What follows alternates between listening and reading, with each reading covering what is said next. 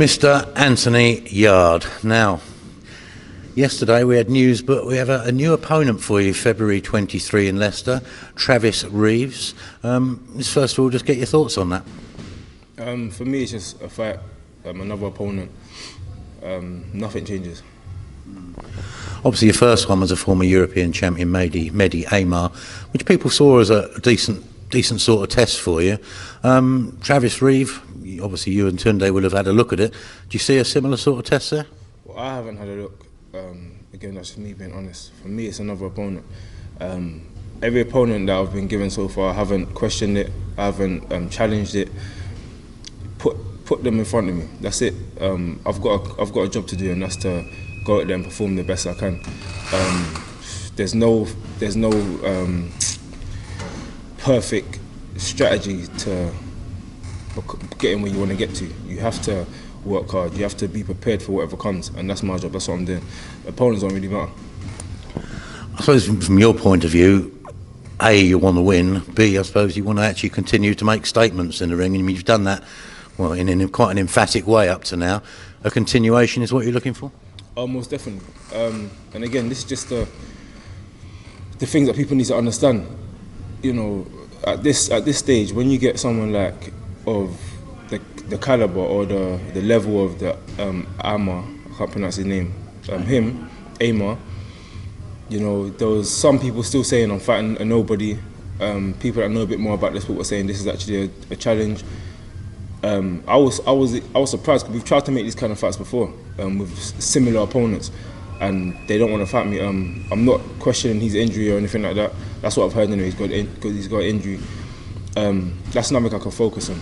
I just got to focus on whoever I'm fighting is to be ready. You've encountered a similar sort of thing probably right from when you started boxing in the amateurs. As soon as you started punching people out, I mean, essentially in the amateurs you ran out of opponents. As a professional, you've had opponent changes quite a lot. I mean, it has been a problem. Has it? I wouldn't say it's been a problem. I'm doing my job, that's it. And sometimes you have to just let nature run its course. How things are going is how it's meant to go. Again, my job is very simple. Work hard, be ready for when you get in the ring. Opponents change all the time. People have world title fights, and then look at Gervonta Davis recently. Again, the opponent changed. He has to still go in there and do his job. It's happened countless amount of times. Even at the top level, opponents pull out. You just got to go in there and do your job. I think what we do know this year is that, given the progress you've made, you are closing in on a world title shot. You're very highly ranked in the WBO, so it's no secret that would be the road you're going down. The world title's changed hands again, but you say it didn't make much impact on you, that fight. Well, everyone's different. You know, some people really focus their energy and give everything to a particular individual. As you just said, titles change hands again. So really and truly, I do look at the world champions and say the kind of level I need to be at a better level than that. But other than that, I'm not actually focusing myself on one destination or anything like that. It's just, I see it as an overall. I want to become world champion whenever the time's right, or whenever the opportunity, not really the opportunity, but whenever the right time presents itself, we've got to go in there and take it, no matter who it is that's holding the belt. That's my mentality. It could be a Mike Tyson holding the belt. When that time's right, I need to go in there and do my job. And again, I use Mike Tyson as a standpoint because again, he was at the pinnacle, and he's somebody that, you know, changed the nature of the sport. So that's what I mean. Where my mentality is, it don't matter on the other individual. It matters on the timing and the preparation that goes into it.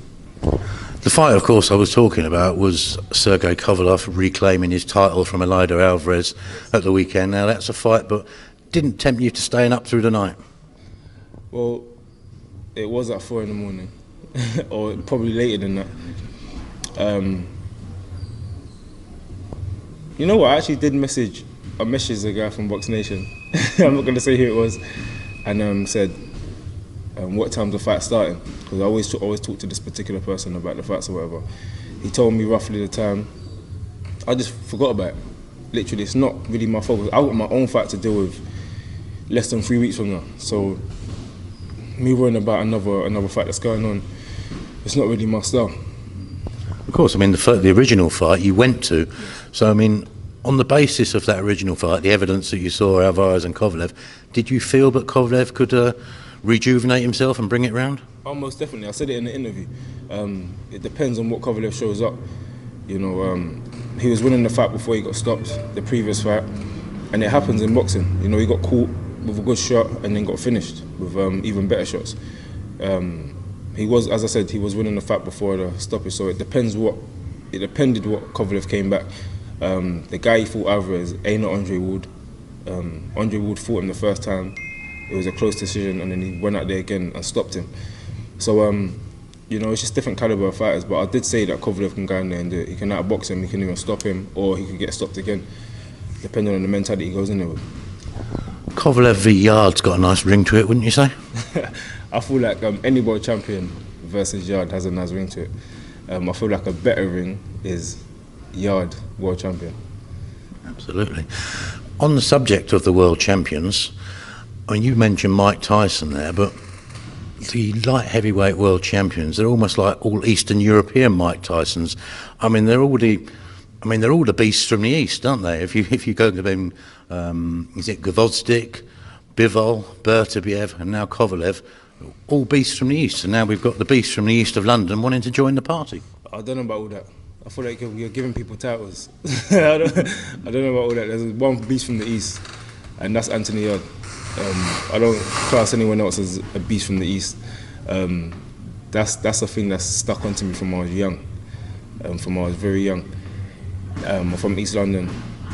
I've always had that kind of mentality of just being, when it comes to fighting or anything like that, just being savage, winning at all means necessary. Again, these champions in the division are doing their job. They're very experienced. They're going out there and performing.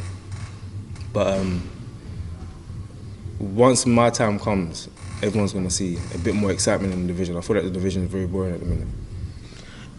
You may call it boring, but I mean, it's a formidable division in terms of opponents, isn't it? Oh, most definitely.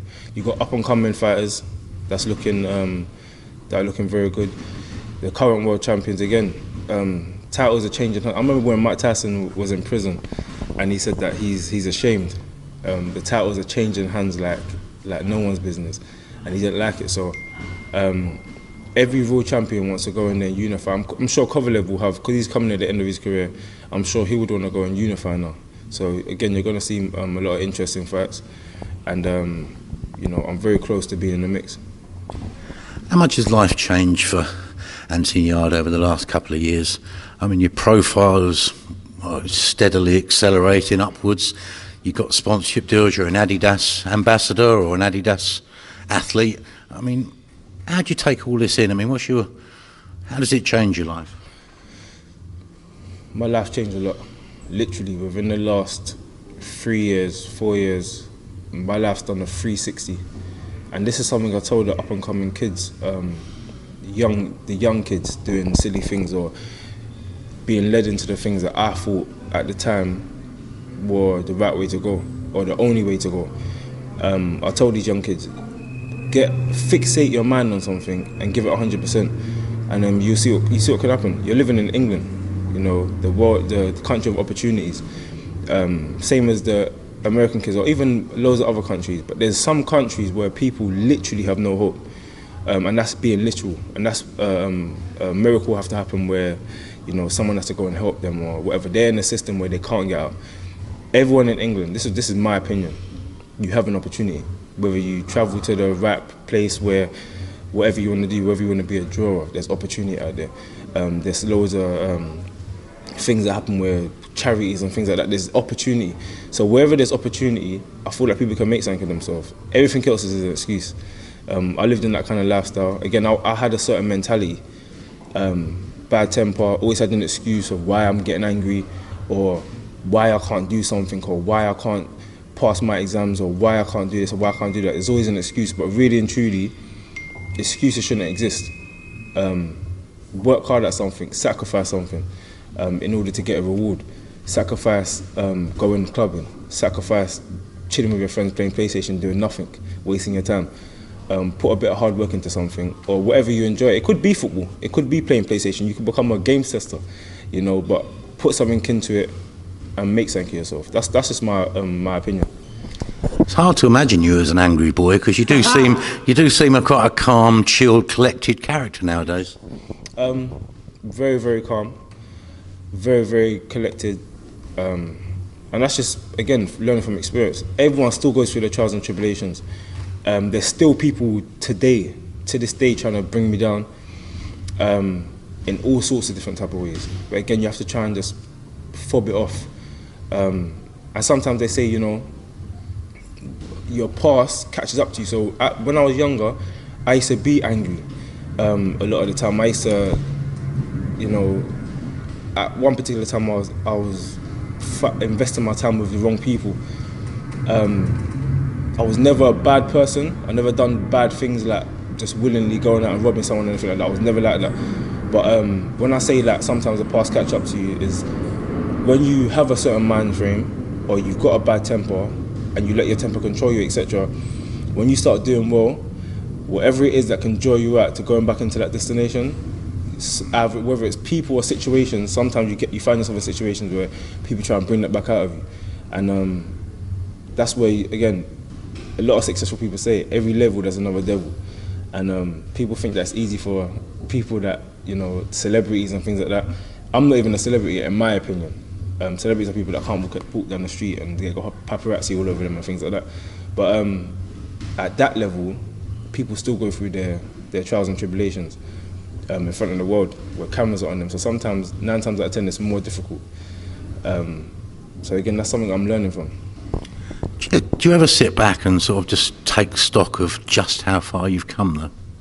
Literally every day, every night before I go to bed, every morning when I wake up, I just say thank you, God. I'm sure everyone knows about the powers of God. God knows what I'm talking about. I say thank you, God. I'm very, very appreciative. Sometimes I thank people around me as well. I'm like, thank you, like, for dealing with me when I was moody that day. Or I thank Tunde sometimes. You know, thanks for just having a bit of understanding when I came in the gym a bit moody. Or I thank my mum. Thank mum for dealing with me when I'm talking back or whatever, or I was going through a particular time in my life. You know, you stuck by me, you spoke to me, etc. And sometimes you just have to give thanks and be grateful for where you're at. Even if you're not in a position where you want to be, you have to be grateful, because there's people far, far, far worse off to you. I always say this to people, stop moaning, stop complaining. People talk about bills, where 9 times out of 10, they put themselves in that predicament and they're blaming somebody else, or they're blaming the system, or they're blaming something other than themselves. My friend the other day was saying that they broke, they had no money, they're in debt. I said, who done that? Look at the car you're driving. So why are you in debt? Look at the phone you have. Why are you in debt? I'm sure you're on social media looking at Instagram. You're able to message me because you have an iPhone. You've put yourself into debt. So sometimes you need to just own it. Take responsibility of you've put yourself into problems. And then again, when you finally get yourself out of that situation, learn from it, don't do it again. I feel like it's a journey of life. That attitude would have served you well back in December when you went over to LA and you suffered the disappointment of having a fight snatched away from you right at the last minute. Won't go into it too much, because I mean, you've said before how much of a disappointment it was, but you took the positives out of it, and surely one of the big positives was seeing the sense of occasion out there. A world heavyweight title fight, the Staples Centre, LA, BT, Showtime, the whole build-up. I mean, talk us through it a little bit. I mean, the impact it had on you. Again, great occasions for me always inspire and motivate me. That was a historic moment in boxing. 2 undefeated heavyweights, both in their prime, going at it. And again, the fight spoke for itself. The highlight of the fight was Fury getting up from the last punch, or not the last punch, but the last knockdown in the 12th round. I feel like that moment will be spoken about forever, or for as long as boxing exists. It's one of the moments where it will always get spoken about. And then again, you've got other big fights in the division that are bound to happen. Again, I was able to be there, be a part of the occasion, again, as you said, until the last day. But again, I still took it as like, I fought on the show. That's my mentality. I got there, I trained for the fight just like I was going to fight there, etc. So in my mind, I experienced that whole situation, and it just motivates you to tell yourself when you get to that stage, be prepared. Everyone wants to be a winner, especially on an occasion like that. So it's just all motivating for me. Did you do any visualisation when you were there, though, picturing yourself in a similar scenario? Oh yeah, all the time.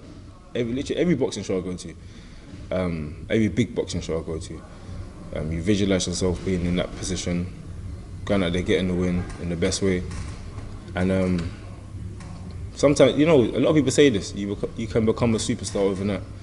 It might take an occasion, it might take a fight, it might take a situation. People become superstars overnight. It's usually something that happens as a pinnacle, and then if things go their way, the world knows them.